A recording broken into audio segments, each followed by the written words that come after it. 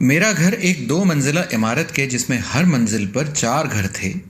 नीचे वाला कोने वाला मकान था। 3 कमरे एक के पीछे एक रेल के डिब्बे की तरह और आखिरी में लेटरिन बाथरूम। कमल का घर मेरे घर के सामने के मैदान पर बनी खपरेल की छत वाली झोपड़ियों में था। झोपड़ियों के पीछे की तरफ गन्ने के खेत थे। कमल के चचेरे भाई कैलाश भैया उसमें खेती करते थे।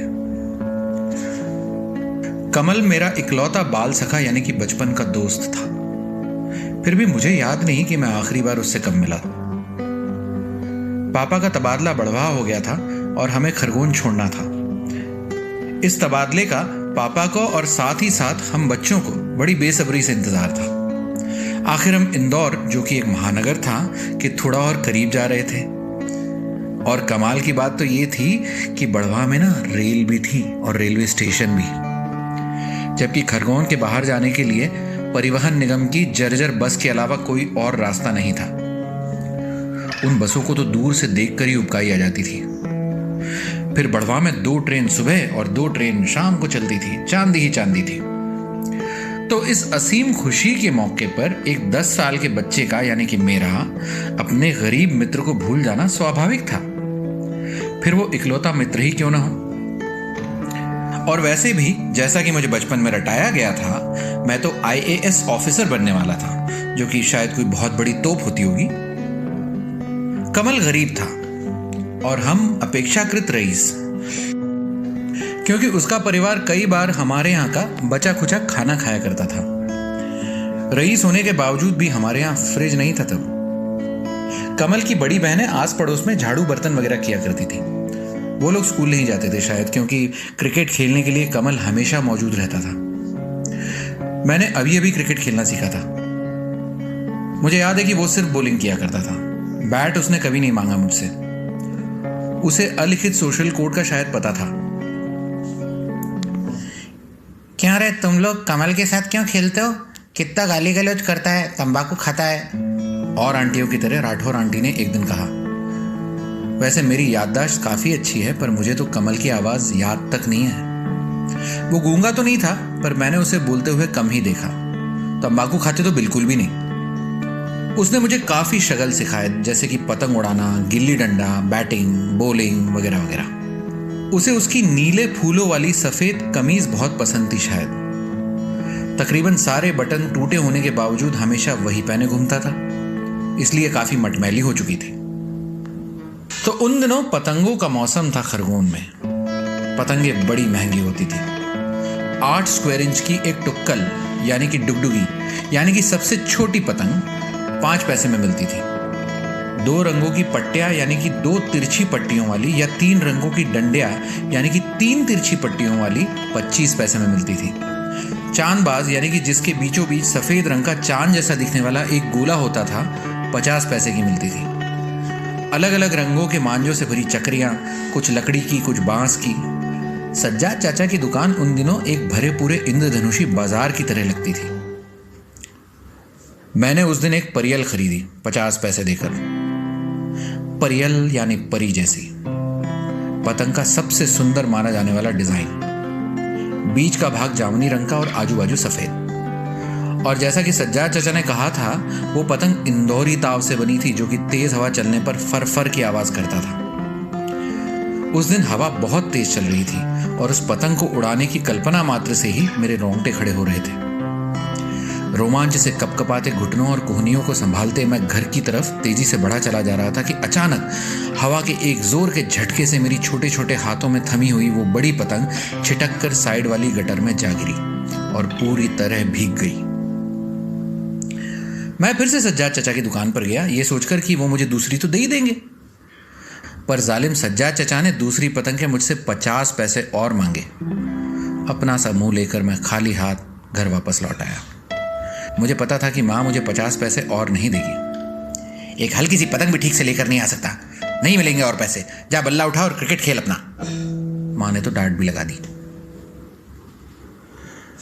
मैं बल्ला लेकर मैदान में आ तो गया, पर क्रिकेट खेलने का तो मौसम था ही नहीं आज, और मेरी नज़र भी आसमान से हटती ही न थी।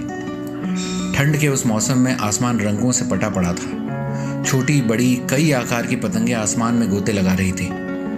मेरे घर वाली इमारत की छत से भी एक पतंग उड़ रही थी। वो शायद आनंद लालवानी की पतंग थी। आनंद के पापा की ना गोल बिल्डिंग में किराने की दुकान थी और उन्होंने तो स्कूटर भी बुक कराया हुआ था। आनंद के पास हमेशा 2-3 पतंगे होती थी जिनमें वो सबसे अच्छी वाली चुनकर उड़ाया करता था।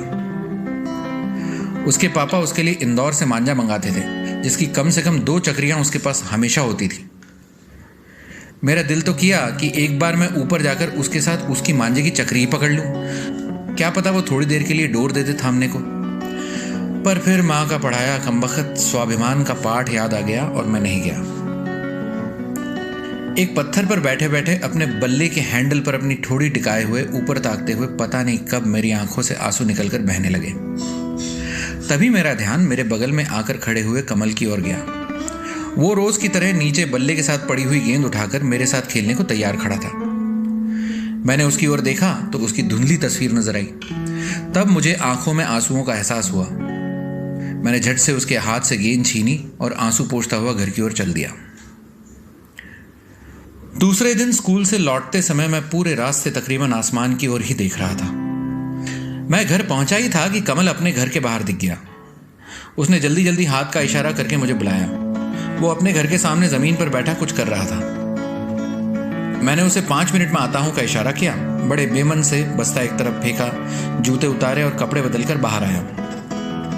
कमल के पास पहुंचा तो देखा उसने पॉलिथीन की एक बड़ी थैली को बड़े करीने से काट कर और उसे बांस की खपच्चियां लगाकर एक छोटी सी पतंग बना ली है और जूते वगैरह बांधकर तैयार है। पतंग और लूटे हुए मांझे की रंग बिरंगी गिट्टी उठाकर उसने गर्दन के झटके से मुझे अपने साथ आने को कहा।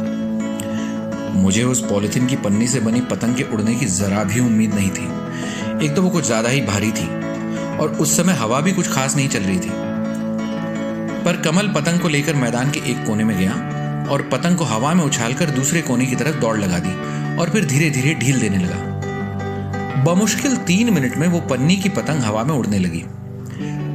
जैसे ही वो पतंग हवा में थोड़ी स्थिर हुई, उसने डोर मेरे हाथ में थमा दी।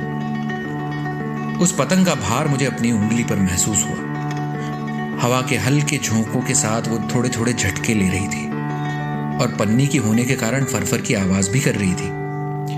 कई बार तो ऐसा लगता था कि अपने साथ मुझे भी उड़ा कर ले जाएगी। अभी बमुश्किल आधा घंटा ही हुआ था कि अचानक न जाने कहां से हमारी पतंग के पास एक गुलाबी रंग की बड़ी सी परियल पतंग बड़े ही आक्रामक ढंग से लहराते हुए आई। वो पक्का पेंच लड़ाने के इरादे से आई थी। उस आसमानी भिड़ंत के अंदेशे से मेरा दिल जोर जोर से धड़कने लगा और मैं पतंग को उतारने लगा। क्या कर रहे हो? कमल ने पूछा। उतार रहा हूं, वो बड़ी पतंग काट देगी ना, मैंने डरते हुए जवाब दिया। अरे ऐसे कैसे काटेगी, लाओ मुझे दो। उसने डोर मेरे हाथ से तकरीबन छीन ली और ढील देना शुरू किया। मेरी नजर मांझे की गिट्टी पर पड़ी। कुछ ज्यादा मांझा नहीं था गिट्टी में, फिर भी वो दिलेरी से ढील दिए जा रहा था। वो गुलाबी पतंग सुनियंत्रित ढंग से गोते खाते हुए बाईं तरफ से हमारी पतंग की ओर बढ़ रही थी। कमल अब ढील देना रोक चुका था और पतंग को स्थिर करके सतर्कता से गुलाबी पतंग पर नजर रखे हुए था। अब वो काफी करीब आ चुकी थी और बस एक गोता खाने की देर थी पेंच होने में।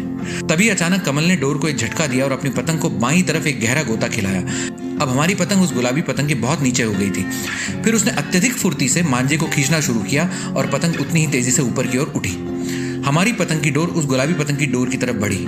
तब शायद उस गुलाबी पतंग वाले को कमल के हमले का एहसास हुआ और उसकी पतंग भी ऊपर उठने लगी। पर कमल के हाथ बहुत ज्यादा तेज चल रहे थे और अगले ही पल दोनों डोरें टकराई। कमल बिना डरे डोर को खींचता चला गया। तब उसने भी डोर को खींचना शुरू किया, पर तब तक देर हो चुकी थी। उसकी डोर टूट गई। उसकी पतंग लहराते हुए जमीन की ओर बढ़ी। मैं पूरा सिलसिला सांस थामे देख रहा था, पर मुझे विश्वास नहीं हुआ कि हमने एक बड़ी पतंग को काट दिया। कट गई? मैंने अविश्वास से पूछा। और क्या? उसने मुस्कुराते हुए कहा। और वो कहकर रुका नहीं। उसने फिर से बड़ी तेजी से ढील दी तो हमारी पतंग उस लहराती हुई गुलाबी पतंग का पीछा करने लगी। क्या क्या कर रहा है? मैंने पूछा। उसने कुछ नहीं कहा, पर जब दोनों पतंगे बहुत ज्यादा करीब आ गई तो उसने अपनी पतंग को कुछ विशिष्ट अंदाज में झटके देना शुरू किए। कुछ देर दोनों पतंगे टकराई, फिर गुलाबी पतंग की डोर हमारी पतंग की डोर से उलझ गई। कमल को इसी का इंतजार था। उसने पतंग को उतारना शुरू किया और हमारी पतंग के साथ वो बड़ी गुलाबी परियल पतंग हमारे हाथ उतर आई। करीब से देखने पर तो वो और भी सुंदर लग रही थी। उसके नीचे की तरफ एक जामुनी रंग का झब्बा भी लगा था, जो कि पतंग को स्थिर रखने के काम आता है। उसके चारों किनारों पर धागों की गोट लगी हुई थी, जिसकी वजह से वो आसानी से फटती नहीं। कम से कम 1 रुपए की रही होगी। मैंने उसे कई बार छूकर देखा। अंधेरा होने को आ गया था। अब इसे अभी तो नहीं उड़ा सकते थे। ले जाओ घर, कल साथ में उड़ाएंगे, कमल ने मेरी तरफ देखकर मुझसे कहा। तभी कमल की माँ ने उसे बुलाया। नई वाली परियल, पन्नी वाली पतंग और रंग बिरंगे लूटे हुए मांझे की गिट्टी मुझे देकर वो उछलता हुआ अपने घर की ओर चल पड़ा। शायद उसका कुएं से पानी भरने का समय हो गया था।